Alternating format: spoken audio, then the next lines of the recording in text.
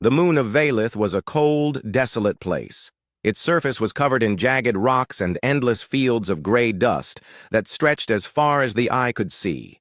The sky above was dark, broken only by the faint glow of distant stars and the massive gas giant it orbited.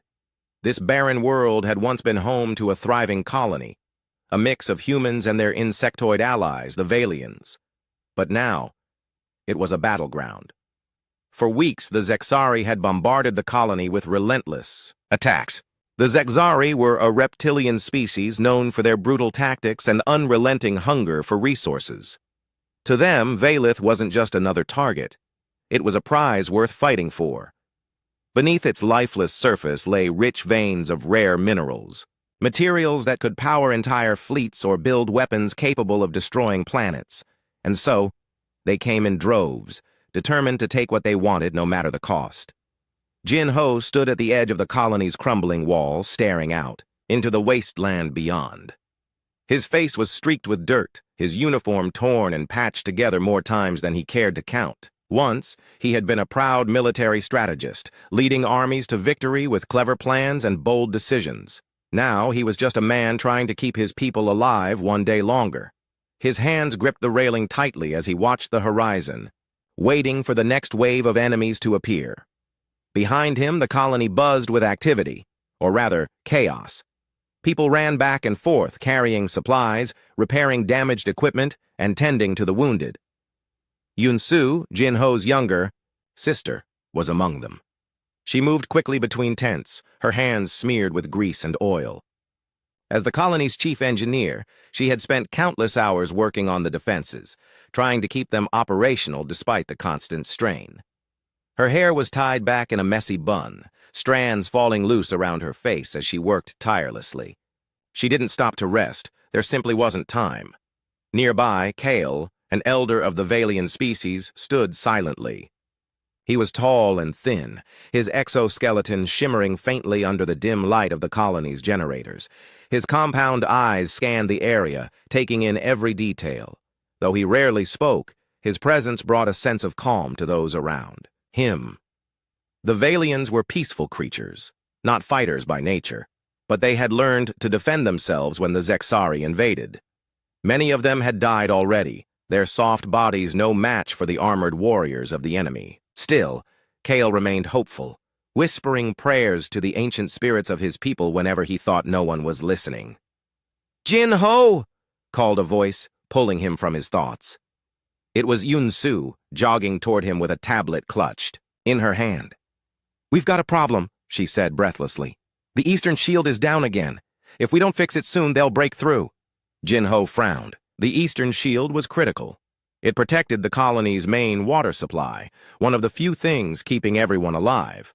Without it, the Zexari would cut off their lifeline within minutes. "How bad is it?" he asked. Yun-Su hesitated before answering. "Bad. The generator's fried, and I don't have enough parts to rebuild it. Even if I did, we wouldn't have the power to run it anyway." Jin Ho cursed under his breath.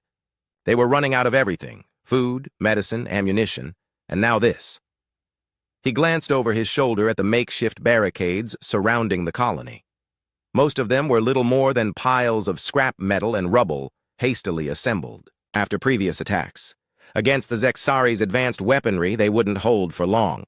"We'll figure something out," he said finally, though he wasn't sure he believed his own words. Turning to Kale, who had approached quietly, he added, "What about your people? Can any of them help reinforce the walls?" Kale tilted his head slightly, considering the question. "My warriors will do what they can," he replied in his low, raspy voice. "But our numbers grow fewer each day. We cannot fight forever." Jin Ho nodded grimly. He knew Kale was right. The Valians were brave, but they weren't soldiers. Every battle took its toll on them, both physically and emotionally. Yet without their help, the colony wouldn't last another week. As night fell over Valith, the temperature plummeted. The colonists huddled together inside their tents, sharing whatever warmth they could find. Outside, the wind howled like a banshee, carrying with it the scent of burning metal and charred earth. Somewhere in the distance, the faint hum of SCI-FI. Drones echoed through the darkness, a reminder that the enemy never truly rested. Inside one of the larger tents, Jin-Ho sat with Yun-Su and a small group of survivors. A map of the colony lay spread out on the table before them, marked with red lines indicating weak points in their defenses. Everyone looked exhausted, their faces pale and drawn. Some stared blankly at the map, while others whispered prayers or muttered curses under their breath. "We need a plan," Jin-Ho said, breaking the silence.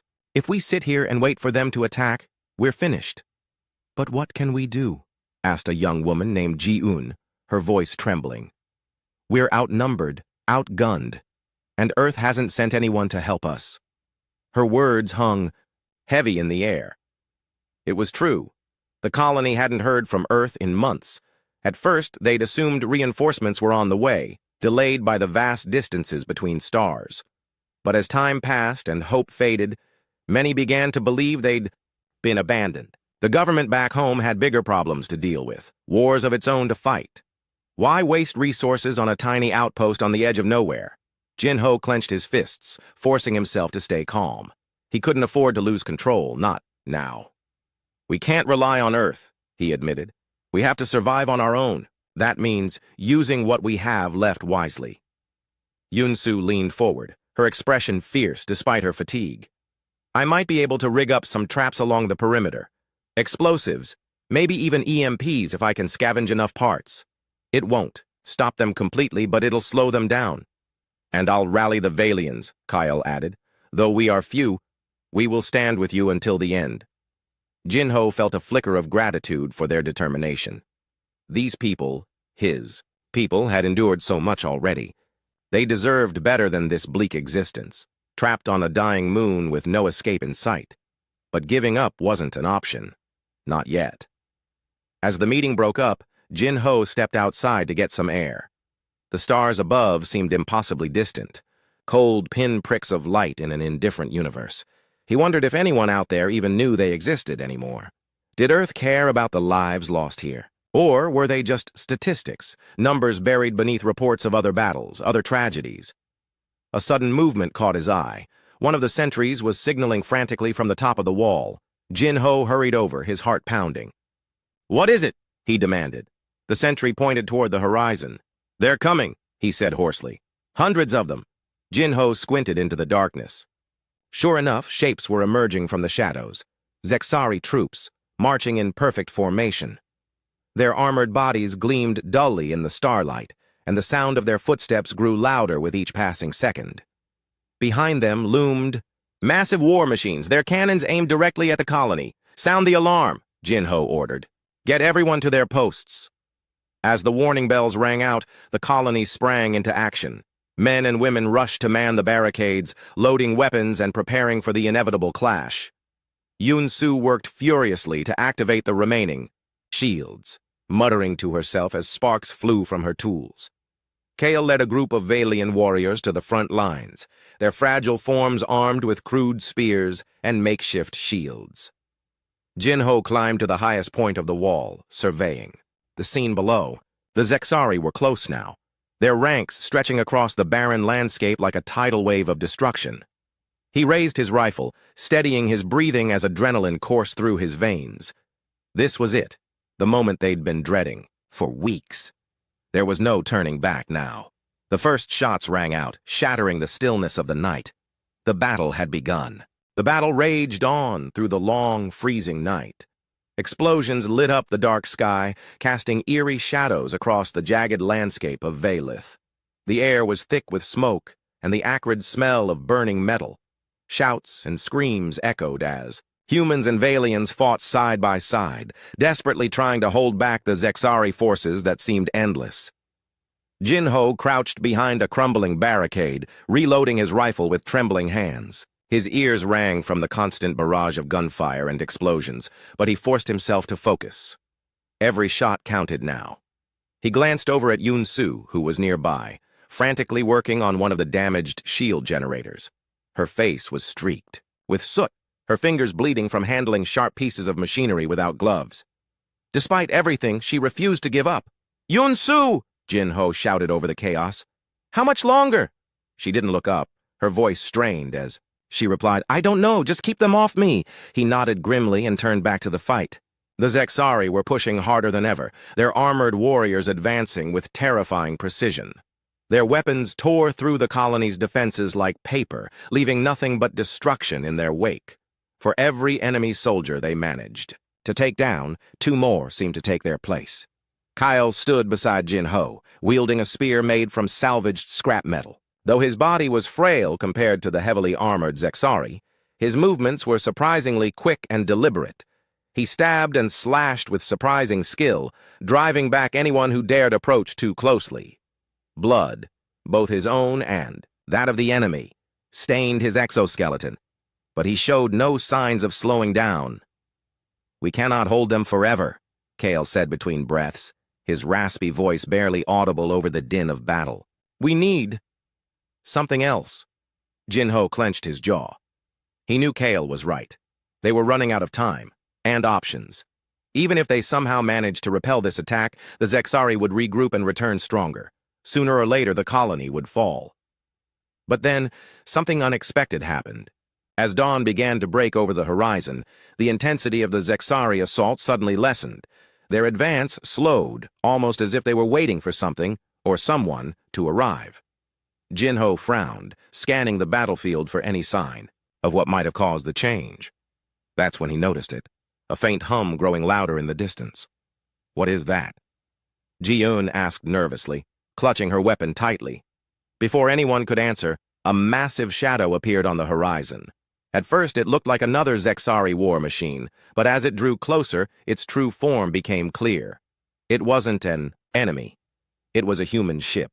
No, not just a ship, a warship. Its sleek hull gleamed under the rising sun, and its engines roared like thunder as it descended toward the battlefield. For a moment, everyone froze. Humans, Valians, and Zexari alike, all staring in disbelief at the sight before them. Then, without warning, the warship unleashed a barrage of energy blasts that tore through the Zexari ranks with devastating accuracy. Dozens of enemy soldiers were obliterated in an instant, their bodies reduced to ash.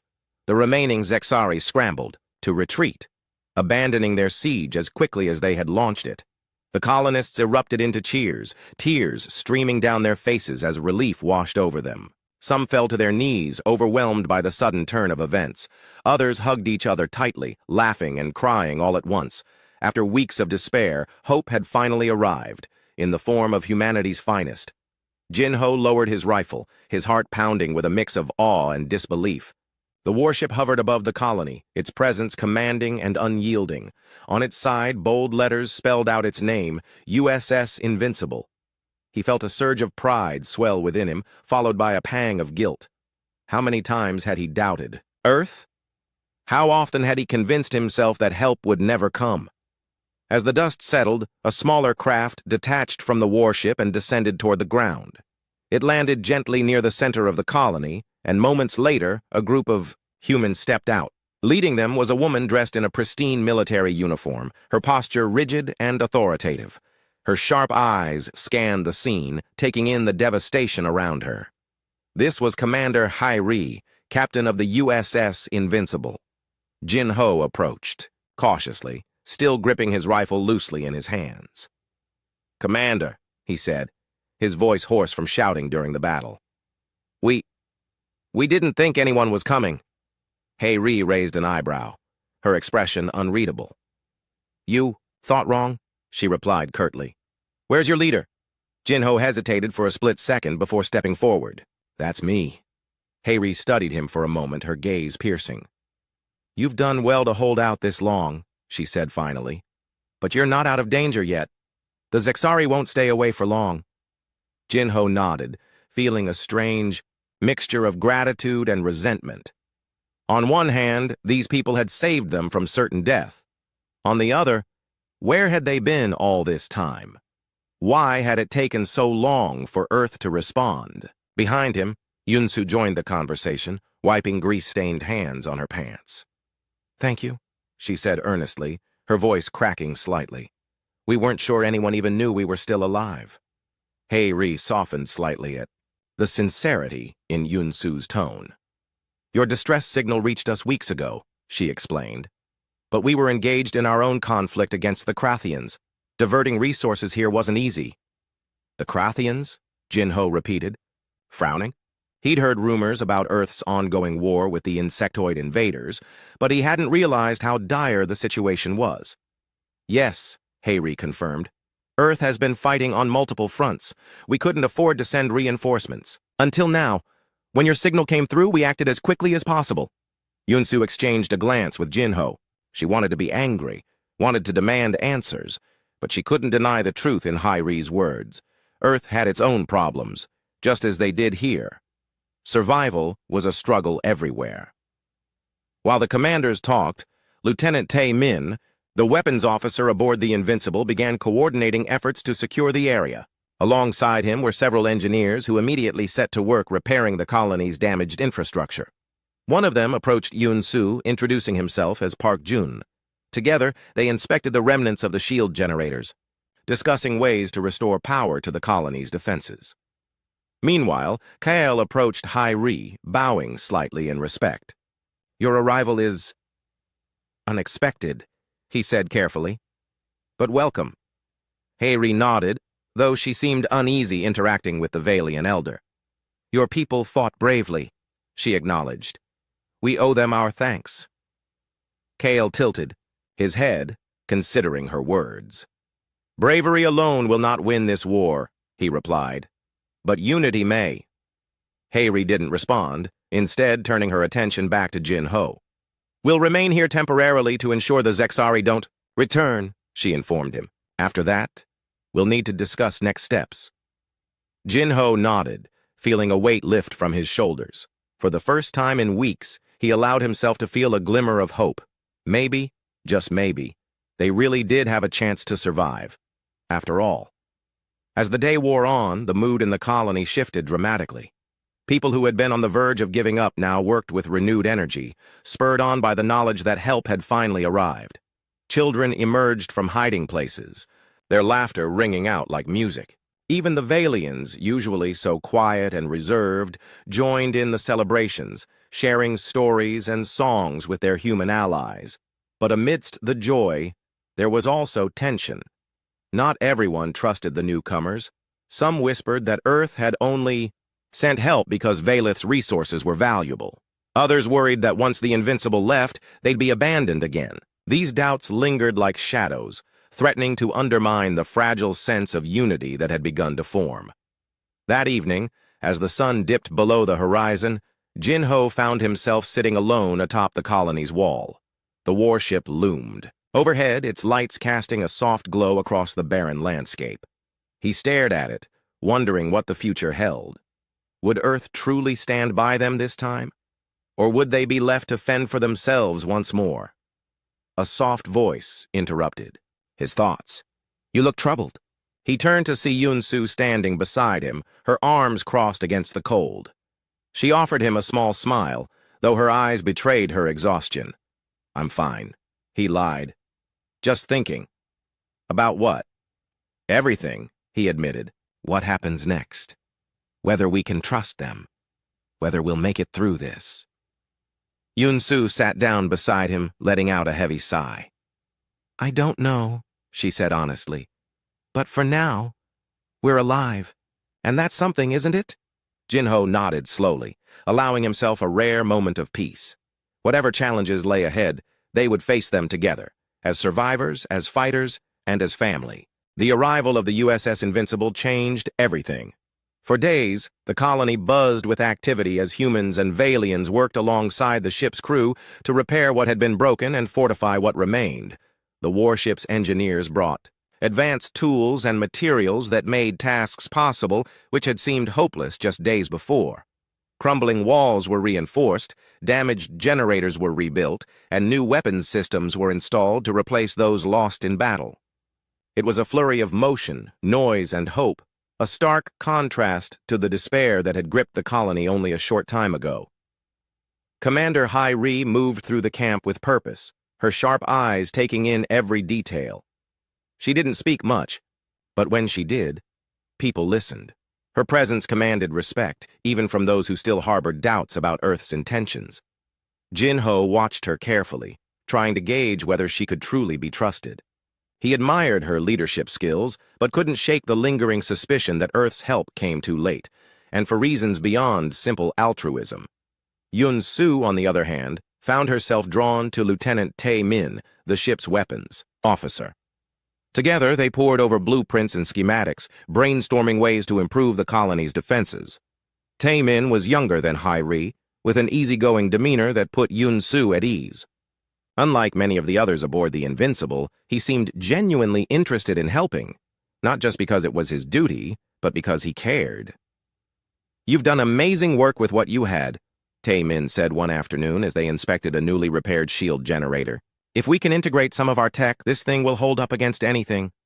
Yun-su smiled faintly, though her mind was elsewhere. "It's not just about holding up," she replied. "We need to make sure we're ready if they come. Back. Really ready."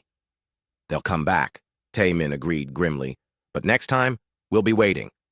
Despite the progress being made, tensions simmered beneath the surface. Many colonists felt uneasy around the newcomers, unsure how to reconcile their gratitude with lingering feelings of abandonment. Some openly questioned why Earth hadn't sent help sooner. Others whispered that the Invincible wouldn't stay long, that once the repairs were done, they'd leave again, leaving the colony vulnerable. Kale, the Valian elder, tried to mediate these fears during nightly gatherings. He spoke softly, his raspy voice carrying wisdom earned through centuries of life. "The past cannot be changed," he reminded them. "But the future is ours to shape. Let us focus on what we have now, the chance to rebuild, to grow stronger together." His words resonated with some, but not all. Ji-eun, the young woman who had earlier expressed doubt about Earth's loyalty, remained skeptical. "What happens when they leave?" she asked during one such meeting. "Will they send more ships, or will we go back to fighting alone?" No one had an answer. The uncertainty hung heavy in the air, a reminder that while the immediate danger had passed, the larger threat remained. As the days turned into weeks, Commander Hai-ri called a meeting with Jin-ho and a small group of leaders from both the human and Valian communities. They gathered inside a tent near the center of the colony, its interior lit by flickering lanterns. Maps and diagrams covered the tables, showing plans for reinforcing the colony's defenses and preparing for potential future attacks. "We can't stay here indefinitely," Hai-ri began without preamble. "Earth needs the Invincible elsewhere. But before we leave, we'll ensure you're equipped to defend yourselves." Jin-ho nodded, though his expression remained guarded. "And what happens after you're gone? Will Earth send reinforcements? Supplies?" Hai-ri hesitated, choosing her words carefully. "Earth is stretched thin right now. We're fighting wars on multiple fronts. Resources are limited, but I promise you this. We won't forget about Valith, not after what you've endured." Her tone was firm, but there was something in her eyes that suggested she understood their frustration. She wasn't just delivering orders. She was acknowledging their pain. Yun-su spoke up then, her voice steady despite the weight of the conversation. "We don't expect miracles, just consistency. If Earth wants us to keep holding this place, we need to know we won't be abandoned. Again." Hai-ri met her gaze, nodding slowly. "I hear you, and I'll do everything in my power to make sure that doesn't happen." After the meeting, Jin-ho walked with Kale back to the edge of the colony. The two men stood side by side, looking out over the barren landscape. The scars of battle were everywhere. Burnt-out vehicles, craters left by explosions, and remnants of barricades that had once stood tall. Yet, amidst the destruction, signs of renewal were beginning to emerge. Workers moved tirelessly, rebuilding what had been lost. Children played nearby, their laughter echoing across the empty plains. "What do you think?" Jin-ho asked finally, his voice low. "Can we trust them?" Kale tilted his head thoughtfully. "Trust is earned, not given freely. But I believe they mean well, for now. Whether their promises hold true remains to be seen." Jin-ho sighed, rubbing a hand over his face. "I want to believe them, but part of me keeps waiting for the other shoe to drop." "Fear is natural," Kale replied, "but it must not rule your decisions. Look around you, Jin-ho. Your people are alive because of choices you made, choices rooted in courage and hope. Do not let doubt steal that from you. Jinho didn't respond immediately. Instead, he gazed at the horizon, where the Invincible loomed large against the stars. Its presence was both comforting and intimidating, a symbol of salvation, but also a reminder of how dependent they were on forces beyond their control. Meanwhile, Yunsu continued working closely with Tai-min, their partnership growing stronger with each passing day. They spent hours discussing strategies, sharing ideas, and solving problems together. Slowly, Yunsu began to open up, revealing pieces of her past that she rarely talked about. She told him about her childhood on Earth, about joining the scientific mission to Valith with her brother, and about the guilt she carried for failing to send a distress signal sooner. Tai-min listened intently, offering words of encouragement when needed. "You can't blame yourself," he said gently one evening as they sat outside the engineering tent, watching the sunset paint the sky in shades of orange and pink. "You did everything you could with what you had. That's all anyone can ask of you." "I know," Yunsu admitted, "but sometimes knowing isn't enough." Tai-min smiled faintly. "Then maybe it's time to forgive yourself. You've got a second chance now. Use it." Her lips curved into a hesitant smile, and for the first time in months, she felt a flicker of peace. Maybe forgiveness was possible, not just for herself, but for everyone. By the end of the third week, the colony was transformed. New walls stood tall and sturdy, reinforced with materials brought by the Invincible. Shield generators hummed steadily, creating an invisible barrier that protected the settlement from harm. Weapons platforms bristled with firepower, ready to repel any attack. The atmosphere was different, too. Lighter, filled with cautious optimism rather than despair. On the final night before the Invincible was scheduled to depart, the colonists held a celebration. Fires burned brightly, casting warm light across the gathering. Music played softly, blending human melodies with the haunting tones of Valian chants. People danced, laughed, and shared stories, savoring the moment of respite. Commander Hai-Ri joined Jinho near the edge of the crowd, her usual stoic demeanor softened slightly by the festivities. "You've done good work here," she said, gesturing toward the bustling scene. "Your people have heart." Jinho nodded, though his expression remained serious. "Thank you, but remember your promise. Don't let us down again." "I won't," Hai-Ri replied firmly. "Valith matters, to Earth and to me." As the night wore on, the mood grew bittersweet. The colonists knew the Invincible would soon leave, taking with it the security it provided. Yet, they also knew they were stronger now than they had been before. Together, they had faced the abyss and survived. And though challenges lay ahead, they faced them with renewed determination. When dawn broke the next morning, the Invincible roared to life, its engines lighting up the sky. As it ascended into the heavens, the colonists watched silently, their hearts full of mixed emotions. Hope, fear, gratitude, and resolve, all intertwined, shaping the path forward. They were no longer alone, and that knowledge gave them strength. The departure of the USS Invincible left a void in the colony, both physically and emotionally. The warship's massive engines had roared into the sky, leaving behind a trail of light that faded into the darkness of space. For a moment, the colonists stood in silence, their eyes fixed on the spot where it had disappeared. The sense of loss was palpable, even as they reminded themselves of the upgrades and reinforcements the ship had provided. Now, the real test began. With the Invincible gone, the responsibility of defending Valith fell squarely on the shoulders of Jinho, Yunsu, Kale, and the rest of the survivors. They had been given tools and weapons, but could they truly stand on their own?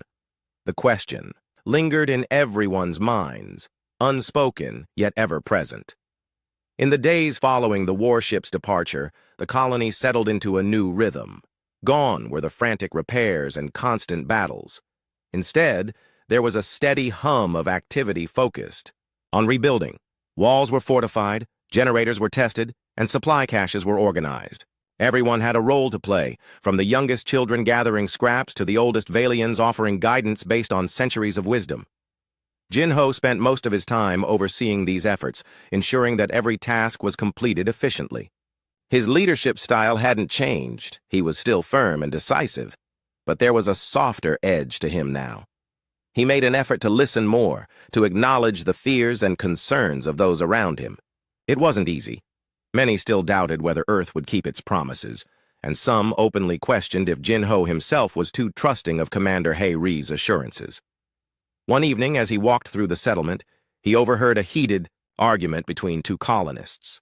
One, a burly man named Min Jae, was waving his arms angrily. "What happens when the Zexari return? Do you think Earth will send another ship, or will we be left to die again?"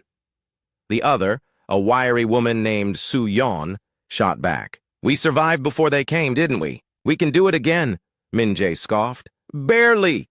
And only because the Invincibles showed up. Without them, we'd all be dead." Jin-ho stepped forward, his voice cutting through the tension.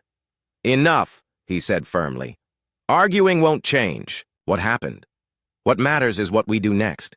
Yes, Earth left us once, but blaming them, or each other, won't help us survive. We have to focus on what we can control." His words silenced the crowd that had gathered.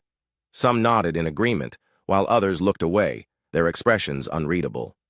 Jin-ho knew he hadn't convinced everyone, but at least he'd stopped the argument from escalating further. These divisions were dangerous. They couldn't afford to let distrust tear them apart. Yunsu, meanwhile, threw herself into her work with renewed determination.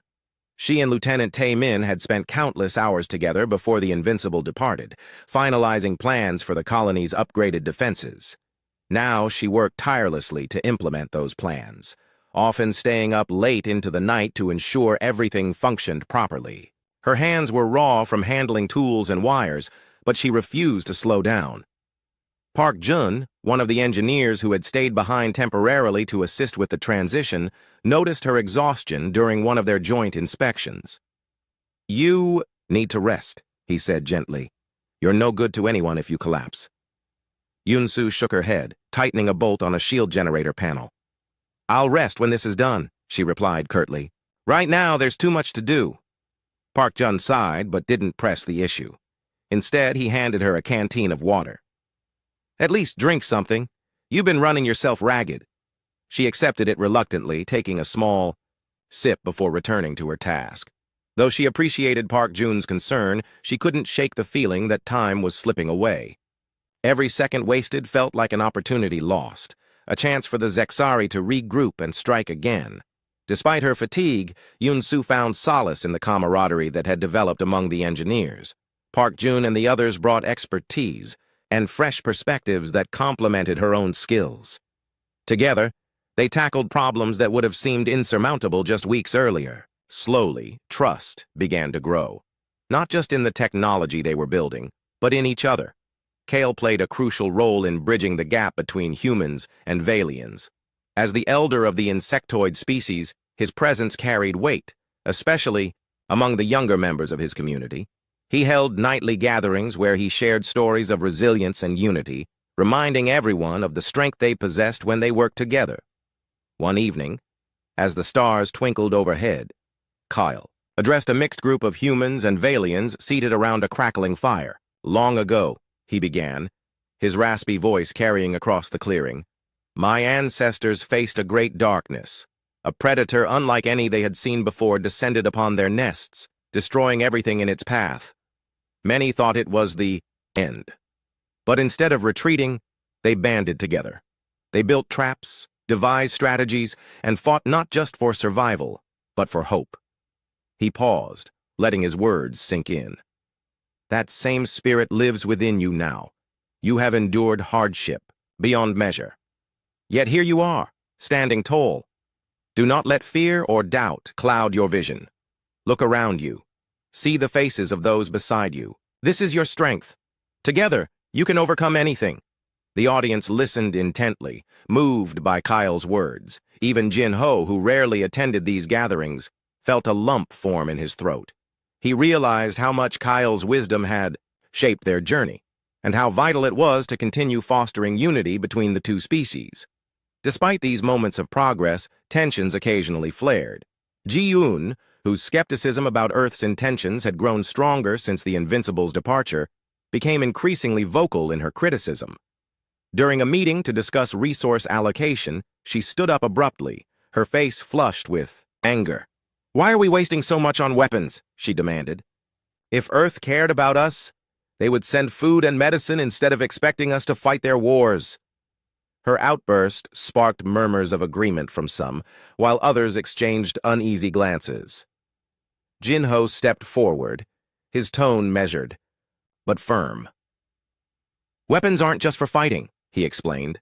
"They're for protection, for making sure none of us have to live in fear again. Yes, supplies are important, but without security, everything else falls apart." Ji-Eun crossed her arms, unconvinced. "And what happens when the Zexari come back? Will our shiny new guns stop them, or will we end up right back where we started?" Before Jin-Ho could respond, Yoon-soo interjected. "We're not starting from scratch anymore," she said, her voice calm but resolute. "We've got better defenses, better technology, and better training. If they come back, we'll be ready." Her confidence surprised even herself. Over the past few weeks, she had begun to see the colony not as a fragile outpost clinging to survival, but as a resilient community capable of standing on its own. It was a shift in perspective that gave her, and many others, hope. As the weeks turned into months, life in the colony stabilized. The scars of battle remained visible, but so did the signs of renewal. Gardens sprouted in patches of fertile soil, tended by both humans and Valians. Children played freely under the watchful eyes of their elders. Laughter and conversation filled the air once more. Yet, beneath the surface, vigilance never wavered. Patrols scoured the perimeter daily, scanning for any sign of the Zexari. Communication arrays were tested regularly, ensuring the colony could send a distress signal if needed. Everyone understood that peace was fragile and that the enemy could return at any moment. One evening, as the sun dipped below the horizon, Jin-Ho climbed to the top of the colony's wall. The view stretched endlessly before him, a barren expanse, dotted with jagged rocks and swirling dust. Despite its desolation, he found comfort in the sight. This was home now, a place worth protecting, no matter the cost. Behind him, Yoon-soo approached, carrying 2 cups of steaming tea. She handed one to him, sitting down beside him with a tired smile. "It's getting easier," she said softly. "Not perfect, but better." Jin-Ho nodded, sipping the warm liquid. "Yeah, better." For a long moment they sat in silence, watching the stars emerge one by one. The galaxy stretched out before them, vast and unknowable. Somewhere out there, the Invincible continued its mission, carrying humanity's hopes and fears across the cosmos. Here on Valith, however, the future belonged to those who remained, to the survivors who refused to give up. And for the first time in a long time, Jin-Ho allowed himself to believe they might actually make it. The colony on Valith had changed. What was once a fragile outpost clinging to survival had transformed into something stronger, more united. The scars of battle still marked the land, burnt-out vehicles, craters from explosions, and remnants of barricades that had been torn apart, but they were no longer symbols of despair. Instead, they served as reminders of resilience, of how far the colonists had come since the darkest days of the siege. Jin-Ho stood at the edge of the settlement, gazing out over the barren landscape. The horizon stretched endlessly before him, empty and quiet, for now. He knew better than to trust the silence. The Zexari hadn't returned yet, but it was only a matter of time. Their hunger for resources wouldn't allow them to abandon Valith forever. When they came back, they would bring an even larger force, determined to crush any resistance. But Jin-Ho wasn't afraid anymore, not in the way he used to be. Fear had been replaced by resolve, a steely determination to protect what he and his people had built. They had survived betrayal, abandonment, and war. Now they were ready to fight, not just to survive, but to thrive. Yoon-soo worked tirelessly, alongside Park Jun, finalizing upgrades to the colony's defenses. Together, they had turned the settlement into a fortress. Shield generators hummed steadily, creating an invisible barrier that could withstand even the most powerful attacks. Automated turrets lined the walls, programmed to target anything that moved without authorization. Underground bunkers housed food, medical supplies, and ammunition, ensuring the colonists could endure prolonged sieges if necessary. Yet Yun-Su couldn't shake the feeling that their preparations weren't enough. She spent hours poring over schematics, searching for weaknesses in their systems. Every night she dreamed of the Zexari returning, their armored warriors storming the colony with overwhelming force. In her dreams, she always woke up moments before the walls collapsed. One evening, as she sat in the engineering tent surrounded by blueprints and tools, Park Jun joined her. He carried 2 plates of food and set one down in front of her. "You haven't eaten all day," he said gently. "You need to take care of yourself." Yun-Su glanced at him, then at the plate of stew. "I don't have time," she muttered, turning back to her work. "There's too much to do." Park Jun sighed, pulling up a chair beside her. "Yun-Su, you're doing everything you can. No one expects perfection. Just try to breathe, okay?" She hesitated, her hands hovering over a circuit board. For a moment, she considered arguing, but exhaustion won out. She picked up the spoon and took a small bite, the warmth spreading through her body. "Thanks," she said quietly. "You're welcome," Park Jun replied with a faint smile. "And hey, if it makes you feel better, I think we've done pretty well. If the Zexari show up tomorrow, we'll be ready." Yun-Su nodded, though doubt lingered in her mind. She wanted to believe him, but part of her wondered if readiness truly mattered when facing such a relentless enemy. Kale played a critical role in maintaining morale within the colony.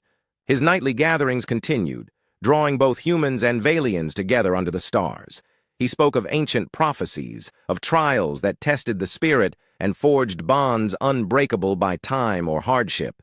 His words resonated deeply, offering comfort to those who feared the future. One night, as the fire crackled softly, Kyle addressed the crowd with a rare intensity.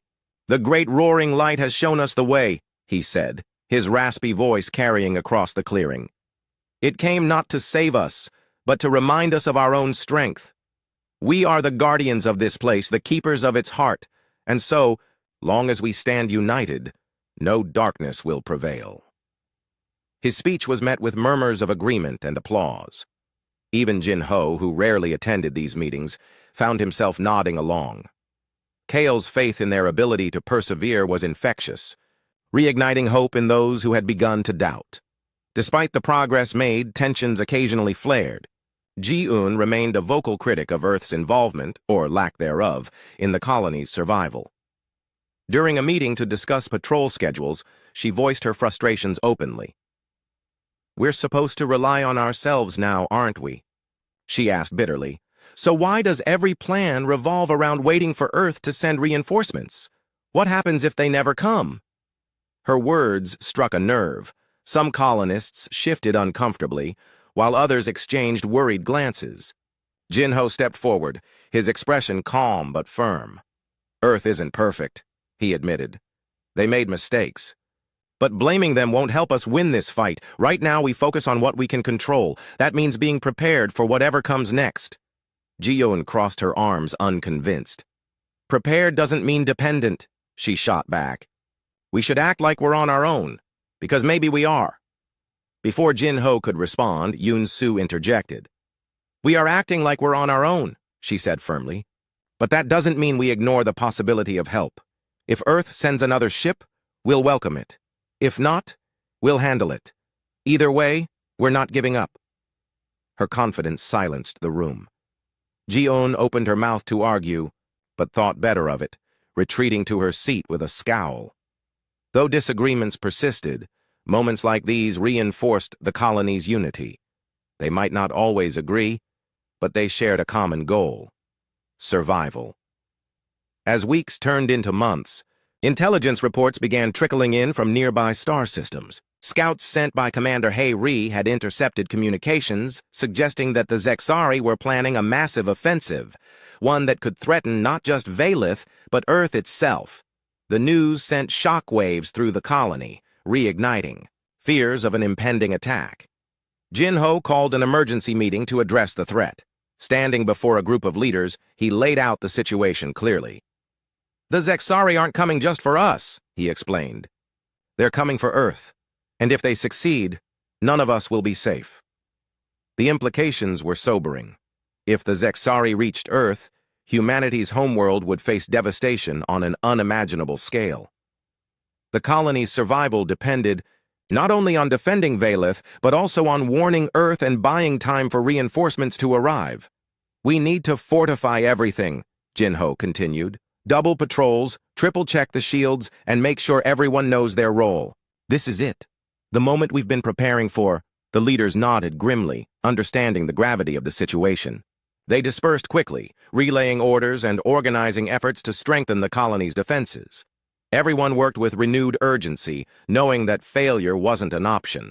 On the eve of what many believed would be the final battle, the colony gathered for one last celebration. Fires burned brightly, casting warm light across the gathering. Music played softly, blending human melodies with the haunting tones of Valian chants. People danced, laughed, and shared stories, savoring the moment of respite before the storm. Commander Hyree's voice echoed in Jinho's mind as he watched the festivities. Valith matters, to Earth and to me. Her promise had stayed with him, a reminder that they weren't alone in this fight. Whatever happened next, they would face it together, as survivors, as fighters, and as family.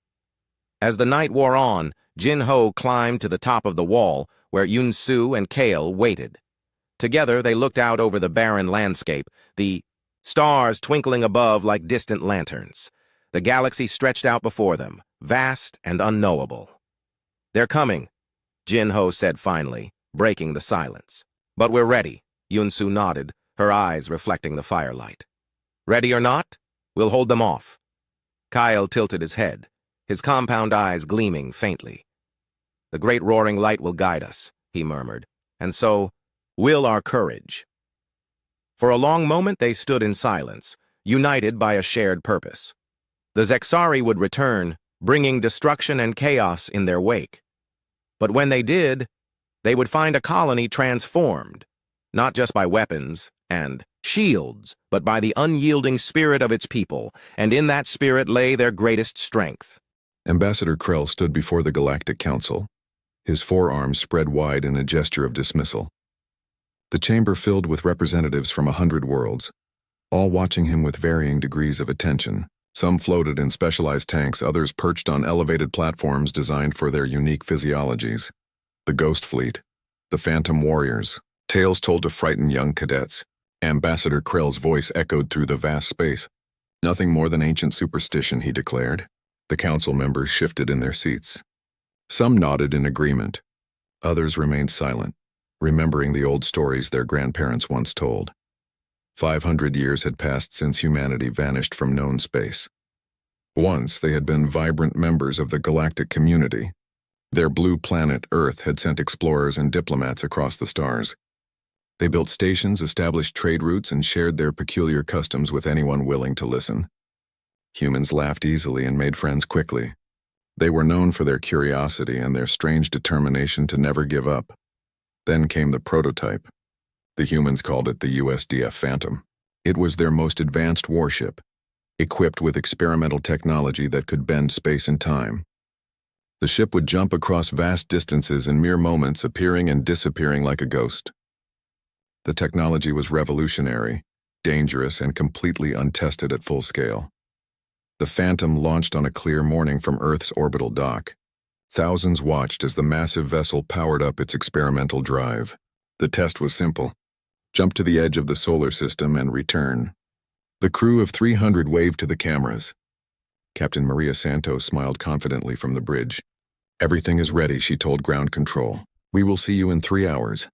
The ship activated its drive. A brilliant flash of light filled the sky. Then silence. The Phantom was gone. 3 hours passed. Then 3 days. Then 3 weeks. Search parties found nothing. No debris, no distress signals, no trace of the ship or its crew. It was as if the Phantom had simply ceased to exist. The loss devastated Earth. Other nations blamed the Defense Force for rushing the test. Political tensions rose. Within a year, humanity withdrew from the galactic community. Their embassies closed. Their colonies went dark. Within 10 years, Earth itself stopped responding to all communication. Ships sent to investigate found the solar system empty, abandoned. The humans were gone. 5 centuries later, humanity had become a curiosity. Museums displayed their artifacts. Scholars studied their history. Children learned about the species that vanished without explanation. And some, the very old or the very superstitious, whispered about the ghost fleet. They said the Phantom still sailed the stars, protecting the galaxy from the shadows. They said it appeared during great battles, turning the tide before vanishing once more. Ambassador Krell dismissed these stories with a wave of his upper left arm. The Council had more pressing concerns than fairy tales. The Devourers had arrived. The Devourers were unlike any enemy the galaxy had faced. They were not conquerors seeking territory or resources. They were a hive mind that consumed everything in their path. Entire planets stripped clean, populations absorbed into their collective consciousness. They moved through space like a plague, leaving nothing but empty worlds behind. System after system fell. The Council scrambled to organize a defense, but the Devourers adapted to every tactic. They learned from each battle and became stronger. Fear spread through the galaxy faster than any disease. In a small research facility on the Outer Rim, Dr. Selenai worked late into the night. She was a xenoarchaeologist, one of the few who specialized in human artifacts. Her office overflowed with data crystals, ancient tablets, and dusty relics from Earth. Most of her colleagues considered human studies a dead end. Why study a species that no longer existed? But Selenai believed there was more to the story. She had spent years piecing together fragments of data from the Phantom's final transmission. The official report said the transmission was corrupted, meaningless static. Selenai disagreed. She had found patterns in the noise, equations hidden in what others dismissed as random data. Tonight, she finally cracked the code. The data crystals glowed softly as she ran the decryption program. Her translator device hummed, converting ancient human script into her own language. What she read made her blood run cold. The Phantom had not disappeared. It had become unstuck in space-time. The experimental drive created a quantum anchor, tethering the ship to multiple points in time simultaneously. The crew experienced only moments while centuries passed in normal space. They existed in a probability wake, seeing possible futures and past events all at once. The final log entry was from Captain Santos herself. Her words were fragmented but clear. "We see it all," she wrote. "Every timeline, every possibility. We cannot come home, but we can protect them. We will become the shield they need, even if they never know we are there." Selene leaned back in her chair, her mind racing. If the logs were true, the ghost fleet was not a myth. The Phantom was real, sailing through time itself, watching over the galaxy. And if the old stories were accurate, it appeared during moments of greatest need. She thought of the Devourers, advancing unchecked through civilized space. She thought of the Council, desperate and afraid. And she wondered if humanity's greatest creation was about to return. The galaxy needed heroes. Perhaps the ghosts of the past would answer that call. Selenai reached for her communication device. Someone needed to hear this. Someone needed to know that the legends might be true. As she began composing her message, a priority alert flashed across her screen. The Devourers had launched a massive assault. The Tarvo system was under attack. The Council was mustering every available ship for a final stand. Selenai looked at the decoded logs, then at the alert. Timing was everything. If the Phantom truly protected the galaxy, if it appeared when hope seemed lost, then perhaps it was already on its way. She sent her message to the Council with trembling hands. They would think her mad. They would dismiss her findings as fantasy. But she had to try. Across the galaxy, fleets assembled, soldiers prepared for battle, civilians evacuated their homes. Everyone knew this might be the end. The Devourers had never been stopped before. Why would this time be different? But in the dark spaces between stars, something stirred.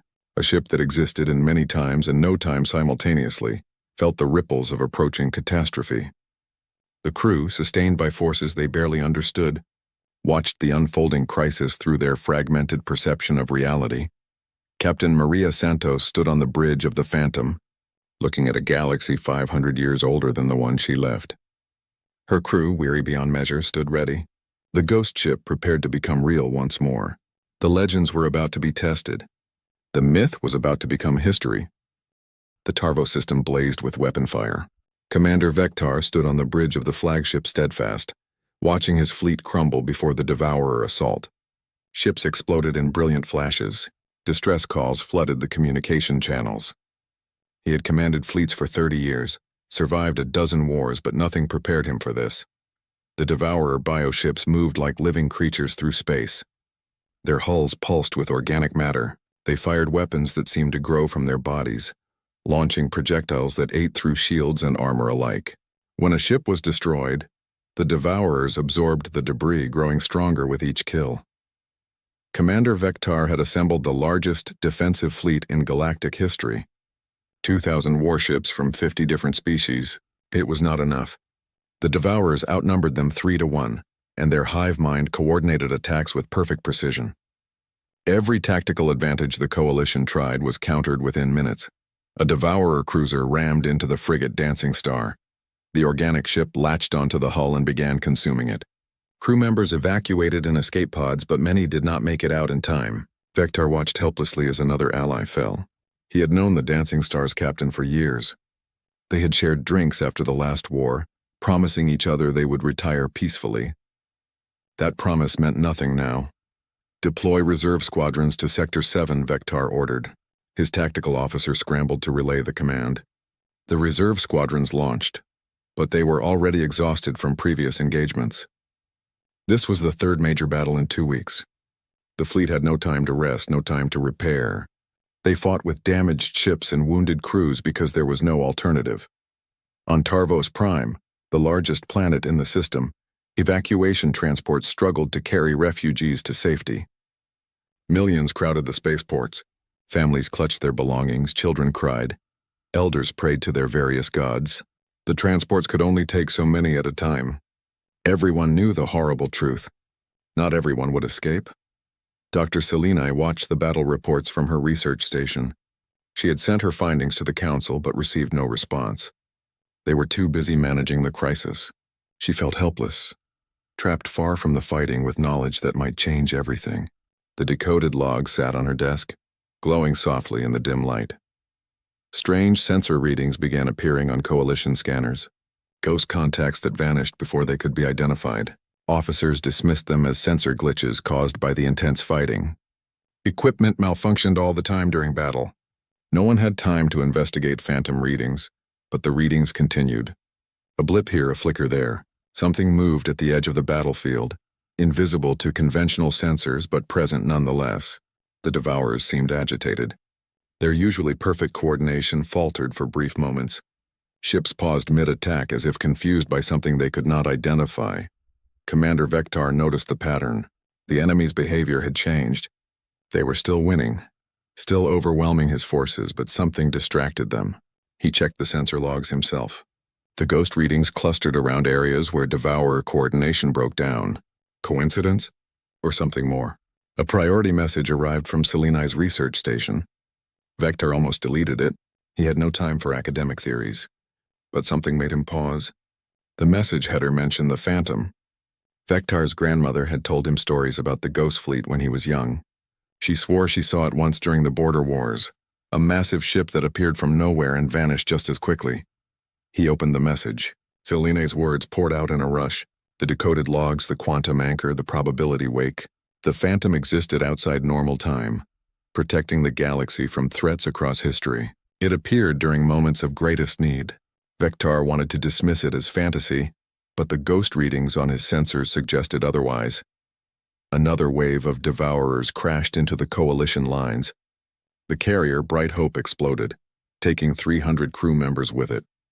Vectar gripped his command chair. They were losing. Within hours, the fleet would be destroyed. Within days, Tarvos Prime would fall. The Devourers would consume another system and move on to the next, unless the myths were true. Unless humanity's lost ship still sailed among them. Vectar looked at the ghost readings again. They were increasing in frequency and strength. Something was coming. Something big.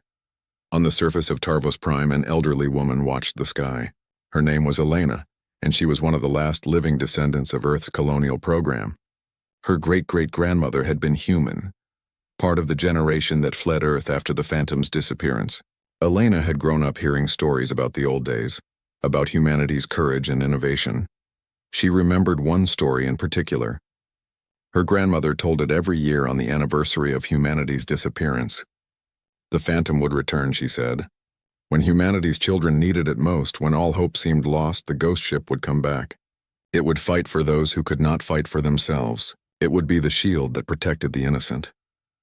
Elena had always thought it was just a story, a way to comfort children during dark times. But now, watching the battle rage above her world, she found herself believing. She whispered a prayer to ancestors she never knew. "Please," she said to the empty sky, "if you are real, if you are out there, we need you now." In the void between stars, the Phantom felt the call, not through any conventional communication, but through the probability wake that connected them to all moments in time.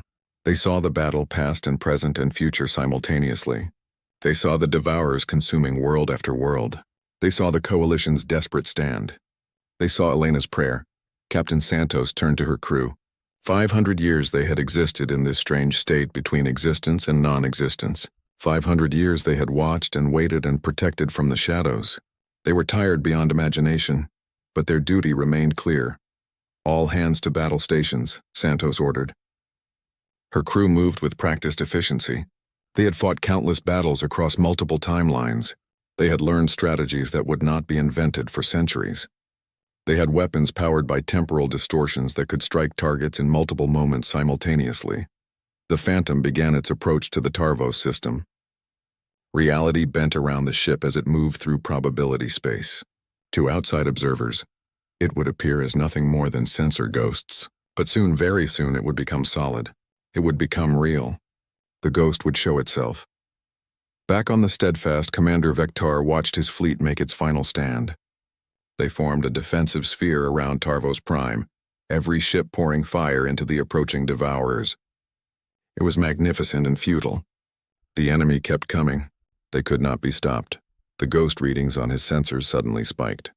Every screen in the bridge flickered. The tactical display showed something massive emerging from nothing. Space itself seemed to tear open. And through that tear came a ship unlike anything anyone had seen in 500 years. The USDF Phantom had arrived. The myths were real. The legends were true. And the galaxy's greatest battle was about to begin. Reality fractured. That was the only way Commander Vector could describe what he witnessed. Space itself cracked like glass, and through those cracks poured light that should not exist. Colors that had no names. Energies that his sensors could not classify. The Phantom emerged from the impossible. The ship was massive, larger than any dreadnought in the Coalition fleet. Its hull bore the marks of countless battles. Scorch marks from weapons that had not been invented yet. Repairs made with materials that should not exist. The entire vessel shimmered, phasing in and out of visibility as if it could not decide whether to be real or not. Every sensor on the Steadfast went haywire. Temporal readings spiked off the charts. The ship existed in multiple time frames simultaneously, present and past and future all layered on top of each other. Looking at it hurt. The mind struggled to process something that should not be possible. The Devourers reacted immediately. Their hive mind sensed the anomaly and directed dozens of bioships toward the Phantom. They swarmed like insects, firing weapons that could dissolve armor and shields. The organic projectiles struck the Phantom's hull and simply vanished, absorbed by temporal distortions that surrounded the ship like an invisible shield. Then the Phantom opened fire. Weapon systems that defied physics lit up along its hull. Beams of condensed time struck Devourer ships, and something impossible happened. The enemy vessels aged centuries in seconds. Their organic hulls withered and died. Ships that were alive moments ago became ancient husks that crumbled into dust. Other weapons fired simultaneously, but they did not target where the Devourers were. They targeted where the Devourers would be. The Phantom could see probability, could perceive the future paths of enemy movement. It fired at empty space, and Devourer ships flew directly into those shots, unable to avoid attacks that predicted their every move. The hive mind recoiled. For the first time in their conquest of the galaxy, the Devourers encountered something they could not understand. Their collective consciousness tried to process the Phantom's existence and failed. The ship existed in too many moments at once. They could not predict it because it was already everywhere and nowhere. Commander Vector stared at his view screen, unable to speak. His tactical officer whispered something about weapon signatures matching ancient human designs. His communications officer tried desperately to establish contact with the ghost ship. All around them, the tide of battle shifted. The coalition fleet rallied. Seeing the Phantom's devastating assault gave them hope. Ships that were retreating turned back to fight. Damaged vessels found new strength. They poured fire into the confused Devourer formation, taking advantage of the chaos the Phantom created. A Devourer battleship, one of their largest vessels, targeted the Phantom with its main weapon. The biocannon fired a concentrated burst of consuming energy that had destroyed moons. The projectile struck the Phantom dead center. For a moment, nothing happened. Then the projectile simply reversed its course and flew back toward the battleship that fired it. The Devourer vessel consumed itself with its own weapon. Dr. Seleni watched the battle feed from her research station, tears streaming down her face. She had been right. The legends were true. The Phantom existed. After 500 years, humanity's greatest creation had returned to protect the galaxy. She wanted to laugh and cry at the same time. On Tarvos Prime, Elena stood with others who refused to evacuate. They were too old or too stubborn to run. They watched the sky light up with weapon fire and saw something that defied explanation. A ship that looked like it belonged in a museum was single-handedly fighting an army. And winning, Elena laughed. It was a sound of pure joy mixed with disbelief. Her grandmother's stories were real. The Phantom had returned. She grabbed the person next to her and pointed at the sky. "Do you see it?" she shouted. "Do you see? They came back for us." Aboard the Phantom, Captain Santos stood on a bridge that existed in multiple time periods at once. She saw her crew as they were 500 years ago, young and confident. She saw them as they were now, aged by temporal strain and the weight of endless duty. She saw them as they would be if they survived what came next. "Focus fire on the command clusters," Santos ordered. Her weapons officer nodded and adjusted targeting parameters. They had fought the Devourers across multiple timelines. They knew the hive mind's weaknesses. They knew where to strike to cause maximum disruption. The Phantom moved through space like nothing the Coalition forces had seen. It accelerated and decelerated in ways that should tear a ship apart. It changed direction without turning. It was there and then suddenly somewhere else, as if distance meant nothing. The ship did not travel through space. It folded space around itself, but the Phantom was taking damage. The temporal shields that protected it flickered and failed in places. Ancient hull plating cracked under the strain of existing in multiple moments. Warning lights flashed across the bridge. System failures cascaded through sections of the ship. The Phantom had been fighting for 500 years without rest. It was dying. A massive explosion rocked the ship. A Devourer suicide vessel had managed to ram into the Phantom's lower hull. The organic matter began spreading, consuming the metal, trying to absorb the ghost ship into the hive mind. Engineering teams rushed to contain the breach, but the consuming was spreading faster than they could stop it. Santos felt the pain through her connection to the ship. The Phantom was more than metal and circuits. It was alive in ways that were hard to explain. It breathed temporal energy. It fed on probability, and now it was wounded, truly wounded in a way that even its temporal healing could not fix quickly enough. Communications finally managed to establish a link with the Coalition fleet. Static filled the channel, interference from temporal distortions. Through the noise, Santos's voice came through.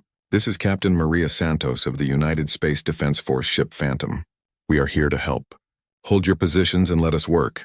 Commander Vector grabbed his communication device. "Captain Santos? But that's impossible. You disappeared 500 years ago. We thought you were dead. How are you here?" The response came broken by static. "Long story, Commander, very long. But right now focus on survival. We have been fighting these creatures across multiple timelines.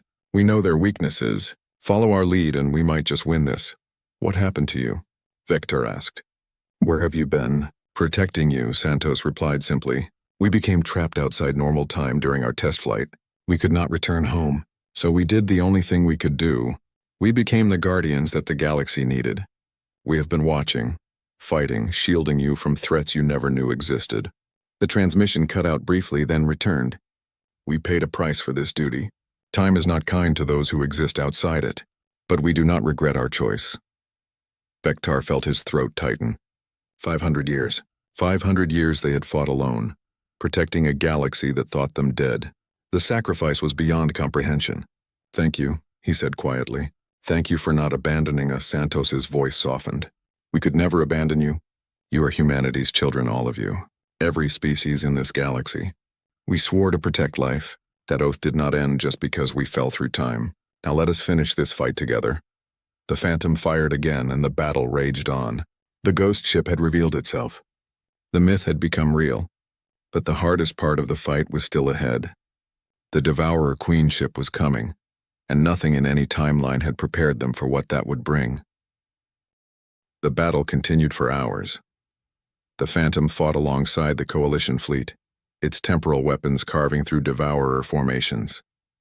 Ships that had been on the verge of destruction found themselves protected by impossible shields that appeared from nowhere. Damaged vessels received targeting data that guided their shots with perfect accuracy. Commander Vector coordinated his forces with the Phantom's movements. It was like fighting alongside a ghost that could predict the future. Every time he thought a position would be overrun, the Phantom was there. Every time the enemy seemed to gain an advantage, temporal distortions disrupted their formation. But he could see the cost. The Phantom's shields flickered more frequently. Hull breaches opened along its flanks. The ship's phase shifting became erratic, sometimes solidifying at the worst moments, making it vulnerable to enemy fire. Whatever power kept it existing across multiple timelines was failing. The ghost ship was becoming more real, more solid, and therefore more mortal. Dr. Seleni worked frantically from her research station. She had established a secure channel to the Phantom and was downloading everything she could. The ship's logs, its crew records, 500 years of history that existed outside normal space. She needed to preserve this. If the Phantom did not survive, at least their story would. As she read through the logs, tears flowed freely. The crew's sacrifice was beyond anything she imagined. They knew within weeks of their accident what had happened to them. They knew they could never go home. Captain Santos had given her crew a choice. They could try to force their way back to normal time, possibly destroying themselves in the process. Or they could accept their fate and use their condition to protect the galaxy. The vote was unanimous. All 300 crew members chose duty over survival. They chose to become guardians that the galaxy would never know about. For 500 years of objective time, they sailed through probability storms. For them, it was only weeks. Weeks of non-stop fighting, watching civilizations rise and fall, preventing catastrophes that would have ended billions of lives. They had stopped wars before they started. They had deflected asteroids that would have destroyed worlds. They had sabotaged invasion fleets and disabled weapons that would have torn reality itself. All without recognition, all without thanks. Because the moment anyone knew they existed, the timeline would change, and their ability to help would be compromised. But staying hidden meant staying outside time. And time, even when you existed outside it, took its toll. The crew was aging in ways that normal biology could not explain, their bodies sustained by temporal energy, but their minds and spirits wearing thin. They were dying slowly, stretched too thin across too many moments. Seleni read one personal log from a young engineer named Marcus Chen. He wrote about missing his family, about wondering if they even remembered him. He wrote about the strange dreams he had of lives he might have lived if the test flight had succeeded. He wrote about the pride he felt every time they saved a world, even though no one would ever know. The final entry in his log was simple. If anyone finds this, know that we did not regret our choice. We were honored to serve. Tell our families we loved them. Tell the galaxy that humanity never gave up. Aboard the Phantom, Captain Santos walked through corridors that existed in multiple time periods at once.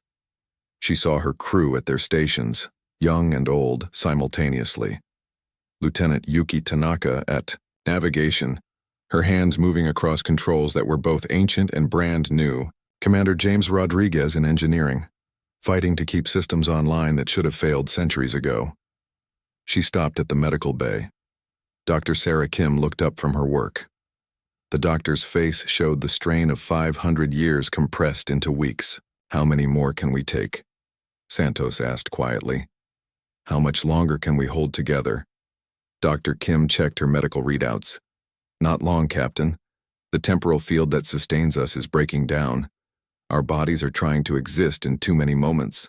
Some crew members are experiencing memory fragmentation. They remember things that happened and things that might have happened with equal clarity. We are losing ourselves to the timeline. Santos nodded slowly. She felt it too. The weight of 500 years pressing down on her. The memories of countless battles blending together until she could not remember which timeline she was actually in. Sometimes she saw her crew as they were during training. Sometimes she saw them as they would be if they had retired peacefully. Sometimes she saw their graves on Earth, honored heroes who died in service. A proximity alarm shattered her thoughts. New contacts emerging from FTL, big ones. The tactical display showed something that made her blood run cold. The Devourer Queen ship had arrived. The Queen ship was not a vessel. It was a world. Organic matter the size of a moon pulsing with the collective consciousness of billions of absorbed beings. It emerged from faster-than-light travel like a nightmare taking physical form. Smaller, Devourer vessels swarmed around it like parasites around a host. Commander Vector watched the sensor readings with growing horror. The Queen ship began consuming Tarvos Prime's atmosphere from orbit. Massive tendrils extended down toward the planet's surface, drawing up air and water and life itself. The planet was being eaten alive. The Coalition fleet opened fire on the Queen ship. Weapons that could destroy battleships barely scratched its surface. The organic hull absorbed energy and grew stronger.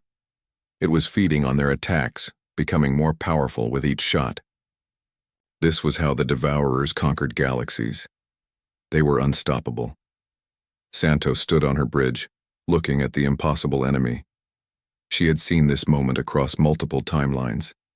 She knew what happened next in every possibility. The Coalition lost. The Queen ship consumed Tarvos Prime. The Devourers continued their expansion. Within a generation, the galaxy fell. Unless someone changed the equation. She looked at her crew, her family, these people who had sacrificed everything for a galaxy that did not know they existed. They were dying anyway. The temporal strain was killing them. They had weeks at most before they simply ceased to be, scattered across too many moments in time. But they could choose how they died. They could choose to matter. Santos made her decision.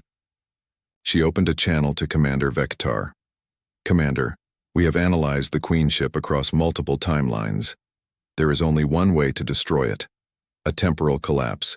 We overload our quantum drive and create a probability cascade that erases the Queen ship from all timelines simultaneously. Vector understood immediately. What about your ship? Your crew? The question hung in the air. Santos smiled sadly. We will be consumed in the collapse. The Phantom will cease to exist across all moments in time. We will be erased as thoroughly as the Queen ship, but the galaxy will survive. There must be another way, Vector protested. You have fought for 500 years. You deserve to rest, to go home. Santos shook her head gently. We have no home to return to, Commander. Our time ended 5 centuries ago, but we can ensure that future generations have a home. That is enough for us. Santos turned to her crew. 300 faces looked back at her. They had heard the plan. They knew what it meant. And to her eternal pride, every single one of them nodded. They were ready. The ghost ship would become legend one final time, and this time the legend would save the galaxy. Captain Santos moved through her ship one final time. She touched the walls that had been her home for 500 years. She felt the hum of the quantum drive, the heartbeat of the vessel that had carried them through impossible journeys. The Phantom was alive in ways that defied explanation, and soon it would die. Her crew prepared for the final mission. Each person worked with quiet determination. No one panicked. No one questioned the decision. They had voted again just to be certain. The result was the same as it had been 500 years ago. Unanimous. They would give everything to protect the galaxy they loved. Dr. Seleni received a message directly from Captain Santos. The transmission was filled with data, complete records of the Phantom's journey, technical specifications, personal logs from every crew member, the history of humanity's greatest sacrifice preserved for future generations. Santos's voice came through clearly. Doctor, We are sending you everything. Our journey, our discoveries, our mistakes and triumphs. Please share this with the galaxy. Let them know what we did. Not for glory or recognition, but so they understand what humanity stood for. We believed that life was worth protecting. We believed that sacrifice meant something. We believed in hope even when hope seemed impossible. Selenai's hand shook as she saved the files. I will tell them, Captain. I promise. Your sacrifice will not be forgotten. The galaxy will know what you did for us. They will remember, Santos smiled. Thank you. That is all we ask. Take care of them, Doctor. Take care of our descendants. They are humanity's future now. The transmission ended. Selenai sat in silence, tears streaming down her face. She had discovered the truth about the Phantom only to watch it die. Commander Vectar ordered the Coalition fleet to fall back. He wanted to protest the Phantom's plan. He wanted to find another way. But he knew there was no alternative. The Queen ship would destroy everything if left unchecked. The Phantom's sacrifice was the only path to victory, and that knowledge made him sick. On Tarvos Prime, Elena and the others who refused to evacuate watched the sky. They could see the Queen ship now, a dark mass that blocked out the stars. They could feel the planet dying as the Devourers consumed its atmosphere. This was the end. Unless the impossible happened. Unless the ghost ship truly could save them. Elena closed her eyes and spoke to her ancestors. My grandmother told me you would come. She said humanity never abandoned its children. She was right. Thank you for watching over us. Thank you for everything you sacrificed. Her voice broke. We will remember you. I promise we will remember. Aboard the Phantom, the crew gathered in the main assembly hall. Santos stood before them, looking at faces she had known for what felt like both weeks and centuries. She had led these people through impossible situations. She had asked them to give up everything, and they had never faltered. I do not have adequate words for what you mean to me, Santos began. Her voice was steady despite the emotion behind it. You are the finest crew any captain could ask for. You sacrificed your lives, your futures, your very existence in normal time. And you did it without hesitation. You did it because it was right. She looked at each face. Lieutenant Tanaka, who navigated them through probability storms. Commander Rodriguez, who kept the impossible engines running. Dr. Kim, who kept them alive against all odds. 300 souls who became legends without ever seeking fame. We will not be remembered as individuals, Santos continued. We will become myths, stories told to children, legends that people half believe. But our actions will echo through time. Every life we saved will continue. Every world we protected will flourish. Every species we shielded will grow and explore and create. That is our legacy. That is immortality. The crew stood silent. Then slowly they began to applaud. It started with one person, then another, until the entire hall erupted in sound. They were not applauding Santos. They were applauding each other. They were celebrating their choice. They were honoring their sacrifice. All hands to stations, Santos ordered. Let us show this queen what happens when it threatens our galaxy. Let us remind the universe why humanity earned its place among the stars. Let us make this final stand count. The crew dispersed to their positions. Systems powered up to maximum. The quantum drive began its overload sequence. Temporal energy flooded through the ship's systems. The Phantom started to glow with light that should not exist. It was preparing to die, and in dying to save everything. The Phantom accelerated toward the Queen ship. It phased through normal space, existing in multiple timelines simultaneously. The Devourers sensed something wrong. The hive mind tried to understand what was happening. Their collective consciousness recognized the threat too late. Santos sat in her command chair, watching the Queen ship grow larger on her view screen. She thought about Earth. She thought about the home she left 500 years ago. She wondered if anyone still remembered the blue planet where humanity began. She hoped they did. She hoped the galaxy would keep that memory alive. She thought about her crew's families. Parents who never knew what happened to their children. Siblings who wondered if their loved ones suffered. Partners who waited for a return that never came. Santos hoped they found peace. She hoped they knew somehow that their family members died as heroes. The Phantom reached the Queen ship's outer membrane. Smaller Devourer vessels tried to intercept, but the ghost ship phased through them like they did not exist. Nothing could stop what came next. The quantum drive reached critical mass. Temporal energy built to levels that would tear reality apart. Santos opened one final channel to Commander Vector. Tell them we were honored to serve. Tell them humanity's greatest strength was not our weapons or our technology. It was our unwillingness to abandon those who needed help. Tell them that we loved them, all of them, every species and every world, and tell them to keep the stars safe for us. We will, Captain, Vector replied, his voice breaking. We will remember. The galaxy will remember. Your sacrifice will never be forgotten. Santos nodded. That is all we need. Goodbye, Commander. Take care of our galaxy. She closed the channel and looked at her crew one last time. They were ready. They were unafraid. They were humanity at its finest. It has been my honor to serve with you, Santos said quietly. I would not change a single moment. I would make the same choice 1,000 times. You are my family. You are my pride. You are everything that is good about humanity. The crew smiled. Some cried. Some laughed. They held each other's hands. They stood together, united in purpose and sacrifice. The quantum drive reached the breaking point. Reality began to fracture. Time started to collapse. The Phantom plunged into the heart of the Queen ship. And for one brilliant, impossible moment, it existed everywhere and everyone simultaneously. The ghost ship became the most real thing in the universe. And then it detonated, erasing itself and the Queen ship from every timeline that ever was or ever would be. The explosion was unlike anything in recorded history. It was not fire or energy or matter. It was the collapse of probability itself. Space and time folded inward, creating a cascade that rippled backward and forward through every moment the Queen ship had existed or would exist. The Queen ship simply stopped being, not destroyed, not killed, erased. Every moment it had existed across all timelines vanished. The Devourer hive mind screamed in confusion as its central intelligence disappeared. Billions of connected consciousnesses suddenly found themselves alone, disconnected, unable to function. The smaller Devourer vessels scattered. Without the Queen to direct them, they were lost. They fled into deep space, running from something they could not understand. The Coalition fleet pursued, destroying what they could, but most escaped. It did not matter. Without their Queen, the Devourers were no longer a threat. They would never coordinate again. Where the Phantom had been, there was now nothing. Not even debris. The ship had erased itself so completely that it was as if it never existed. Commander Vector stared at the empty space on his view screen. Tears ran down his face.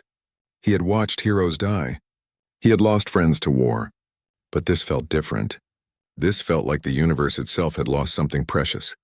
The Tarvo system fell silent. The battle was over. The Coalition had won, but the victory tasted bitter. Thousands of ships had been destroyed. Millions had died. And the greatest sacrifice of all had come from people who were supposed to be dead for 500 years. On Tarvos Prime, Elena stood with her fellow survivors. The atmosphere was breathable again.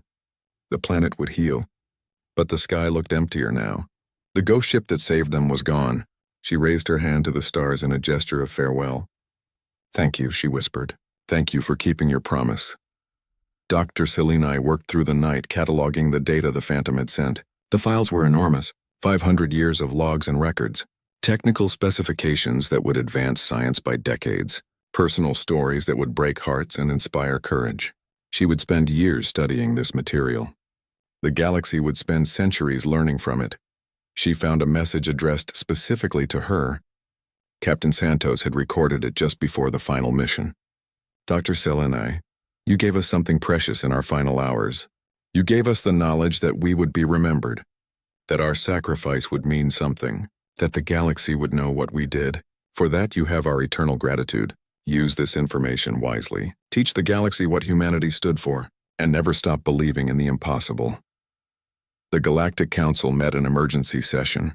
Ambassador Krell, who had dismissed the Ghost Fleet as superstition, stood before them with a very different message. He had seen the battle recordings. He had read Seleni's initial report. He spoke with the weight of someone who had been proven spectacularly wrong. The Phantom was real, Krell announced to the assembled representatives. Humanity's greatest ship sacrificed itself to save us. They protected this galaxy for 500 years without recognition or thanks. They asked for nothing in return. They simply believed that life was worth protecting. We owe them a debt that can never be repaid. The council debated for weeks. How do you honor heroes who no longer existed? How do you remember a ship that had been erased from time? Finally, they reached a decision. A memorial would be built at the exact coordinates where the Phantom made its final stand, a monument to sacrifice, a reminder of what true heroism meant. 50 years passed. The memorial grew into something grander than anyone imagined. It was not just a statue or a plaque. It was a living museum, a center of learning, a place where beings from across the galaxy came to understand humanity's legacy. The Phantom's crew members were honored individually. 300 faces carved in stone, each with their name and story. Children learned about Lieutenant Tanaka's navigation genius. Engineers studied Commander Rodriguez's impossible repairs. Medical students read Dr. Kim's notes on temporal biology. The crew became legends, but they were remembered as people first. Dr. Celine, now elderly and respected, gave tours to young students. She told them about the day she decoded the logs. She showed them the technical data. She read them passages from personal journals. She made sure they understood that these were not mythical figures. They were real people who made an impossible choice. Humanity's descendants, scattered across hundreds of worlds, united in a way they had not since Earth's abandonment. They worked together to rebuild their cultural heritage. Using the Phantom's databases, they recovered lost art, music, literature, and history. Earth became a goal again, a dream. Someday they would return to the blue planet and make it live once more. Commander Vector, retired and honored, visited the memorial every year on the anniversary of the battle. He would stand before Captain Santos's statue and speak to her as if she could hear. "We kept your galaxy safe," he would say. "We learned from your example. We try to be worthy of your sacrifice. Thank you for everything." One year, an unusual event occurred at the memorial. Sensor readings detected something impossible. Brief temporal fluctuations, energy signatures that matched the Phantom's unique profile. Scientists investigated but found nothing. The readings vanished as quickly as they appeared, but those present that day swore they saw something. A shimmer in space, a sense of presence, the feeling that they were not alone. Some claimed they heard a voice carried on the solar wind. Others said they felt a warmth, like the embrace of a guardian who never truly left. Celine, investigating the phenomenon with her remaining energy, discovered one final message hidden in the quantum fluctuations. It was damaged, fragmented, but readable. We watched still, not as we were, but as we chose to be. A whisper in the probability wake, an echo of protection. "Keep the stars safe. We are with you." She shared this finding with few people. Most dismissed it as sensor noise or wishful thinking, but Celine knew better. She had spent decades studying the Phantom's temporal technology. She understood that things which existed outside normal time did not die the way ordinary things died. They transformed. They persisted. They echoed. Perhaps the Phantom had not truly been erased. Perhaps it had simply returned to the probability wake where it lived for 500 years. Perhaps its crew, scattered across multiple timelines, still watched over the galaxy they loved.